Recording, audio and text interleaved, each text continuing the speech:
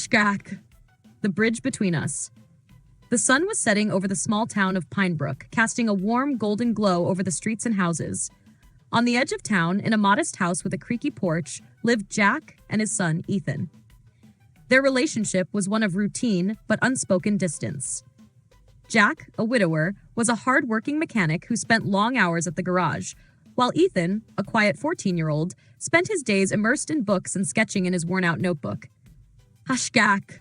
The strain of silence. Since the loss of Ethan's mother 5 years ago, the bond between father and son had become strained. Jack buried himself in work to cope with his grief, while Ethan retreated into his art. Conversations were brief and functional. Did you finish your homework? Or dinner's on the table. Ethan longed to connect with his father, but didn't know how. Jack, too, felt the weight of their silence, but feared that opening up might unravel emotions he had worked so hard to suppress. A shared problem. One crisp autumn morning, Ethan's history teacher assigned a project about family legacies. The students were to interview a family member about their past and create a presentation. Ethan dreaded the task, unsure of how to approach his father. That evening, as Jack sat at the kitchen table tinkering with an old clock, Ethan gathered his courage. "Dad," he began, his voice hesitant, "I need to do a school project. Can I ask you some questions about our family?" Jack looked up, surprised. He hesitated for a moment before nodding. "Sure, kid. What do you want to know?" Ethan pulled out his notebook and began asking questions about Jack's childhood, his first job, and how he met Ethan's mother. At first, Jack's answers were short, but as he talked, memories surfaced, and his voice grew animated. Ethan listened intently, scribbling notes and sketching little scenes as his father spoke. For the first time in years, their conversation flowed naturally, and Ethan felt a flicker of connection. The forgotten project days turned into weeks, and Ethan's project became a bridge between them. Jack began sharing old photographs and telling stories about his father, a carpenter who had built a wooden bridge that still stood in Pinebrook's park. That bridge was his pride. Jack said, his eyes distant. He used to say, "A good bridge isn't just about getting from one side to the other, it's about bringing people together."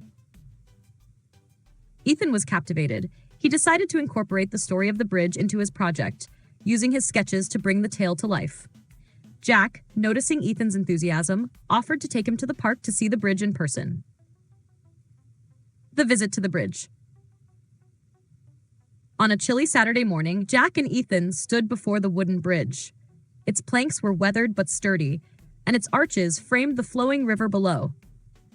Ethan ran his fingers along the railings, imagining his grandfather crafting each piece. As they stood in silence, Jack shared something he hadn't before. "Your grandpa built this bridge after losing his brother in the war. He said it helped him heal, knowing he was building something that would last." Ethan looked up at his father. "Is that why you work so much, Dad? To build something?"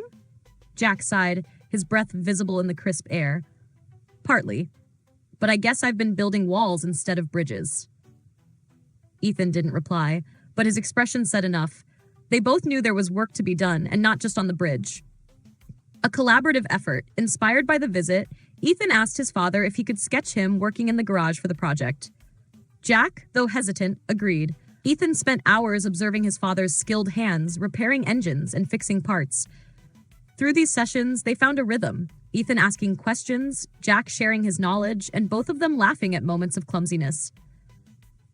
One evening, as Ethan sketched, he asked, "Do you ever miss Mom?" Jack stopped mid-turn of a wrench. "Every day," he admitted, his voice thick with emotion. "She was my bridge, Ethan. She connected everything for me." Ethan nodded, feeling a lump in his throat. "I miss her too." For the first time in years, they talked openly about their grief. It was painful but cathartic, like a weight slowly lifting from their hearts.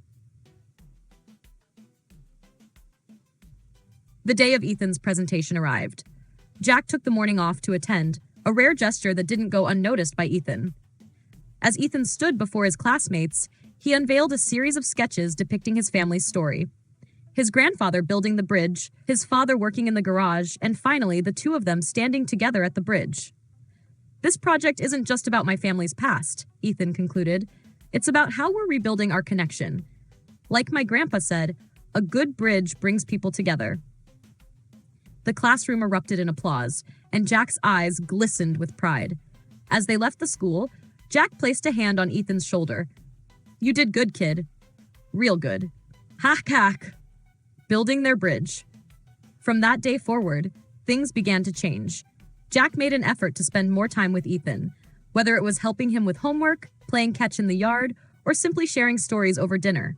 Ethan, in turn, opened up about his dreams of becoming an artist and how much he appreciated his father's support.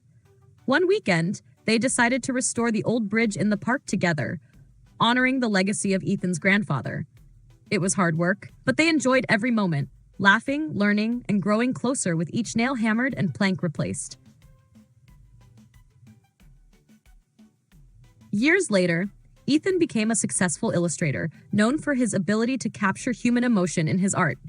He often credited his father and their shared experiences for inspiring his work.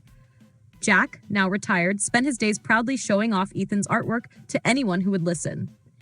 The bridge in Pine Brooks Park, lovingly restored by father and son, became a symbol of connection and healing for the town. Every time Jack and Ethan visited, they couldn't help but smile, knowing that they had built more than a bridge. They had built a relationship that would stand the test of time. And in the quiet moments as they walked across the bridge together, they felt the presence of the one they had both loved and lost, watching over them with pride.